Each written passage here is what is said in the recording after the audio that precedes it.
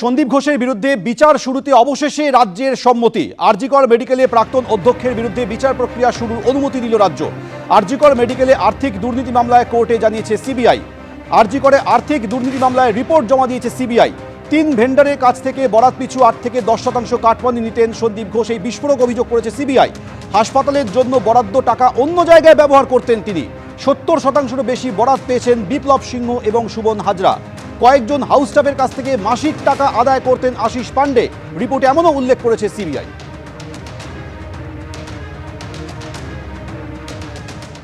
জি করে আর্থিক দুর্নীতি মামলায় রিপোর্ট জমা দিল সিবিআই। 3 ভেন্ডারের কাছ থেকে বরাত পিছু 8 থেকে 10% কাটমানি নিতেন সন্দীপ ঘোষ। বিস্তারিত কথা বলবো, সৌভিক মজুমদার আমাদের সঙ্গে এই মুহূর্তে টেলিফোনে রয়েছে। সৌভিক, দেখো, একেবারে সিবিআই এর তরফ থেকে যে রিপোর্ট দেওয়া হয়েছে সেই রিপোর্টে খুব স্পষ্ট করে উল্লেখ করা হয়েছে যে সন্দীপ ঘোষের বিরুদ্ধে এই আর্থিক দুর্নীতির যে অভিযোগ, সেই দুর্নীতিতে তার ভূমিকা কি রয়েছে বা তিনি কি কি কর্মকাণ্ড করেছেন, সেই গোটা বিষয়টা এই রিপোর্টে উল্লেখ করা হয়েছে। এবং সেই রিপোর্টে খুব স্পষ্ট করে উল্লেখ করা হয়েছে যে 3 জন ভেন্ডারের কাছ থেকে, অর্থাৎ সেই সময় যারা জি কর মেডিকেল কলেজ হাসপাতালে যারা বরাত পেতেন বিভিন্ন কাজের জন্য, তাদের কাছ থেকে বরাত পিছু 7 থেকে 10% এই অনুপাতে কিন্তু সন্দীপ ঘোষ তিনি কাটমানি সংগ্রহ করতে, এই অভিযোগ কিন্তু সিবিআই এর তরফ থেকে করা হয়েছে। এর পাশাপাশি যেটা অভিযোগ করা হয়েছে যে সন্দীপ ঘোষ যে সময় ওই হাসপাতালের প্রিন্সিপাল ছিলেন, সেই সময় কিন্তু 70%-রও বেশি কাজের বরাত সেই সময় বিপ্লব সিংহ এবং সুমন হাজরা এই 2 ভেন্ডার পেয়েছেন।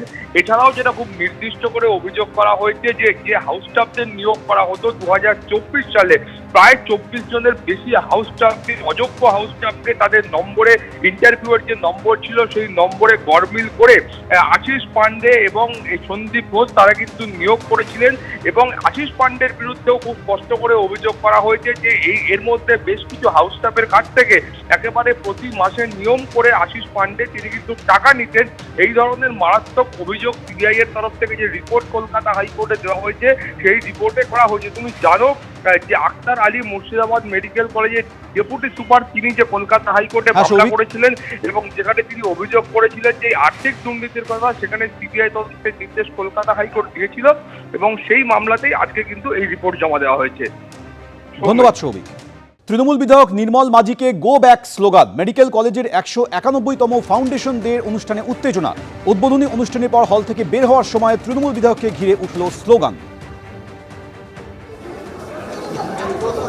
বলছি যে এইখানে আপনি একটা বিষয় বললেন, আমি ইয়ের মুখ সামনে বললাম, এরা ব্যাকগ্রাউন্ডে রয়েছে।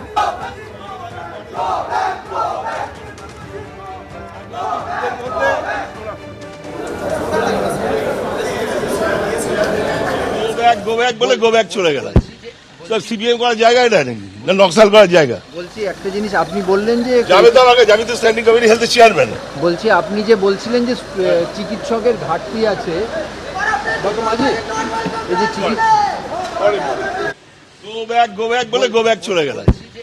সিপিএম করার জায়গা এটা নাকি না নকশাল করার জায়গা? বলছি একটা জিনিস আপনি বললেন যে যাবে তো আমাকে, আমি তো স্ট্যান্ডিং কমিটি হেলথ চেয়ারম্যান। বলছি আপনি যে বলছিলেন যে চিকিৎসকের ঘাটতি আছে, এই যে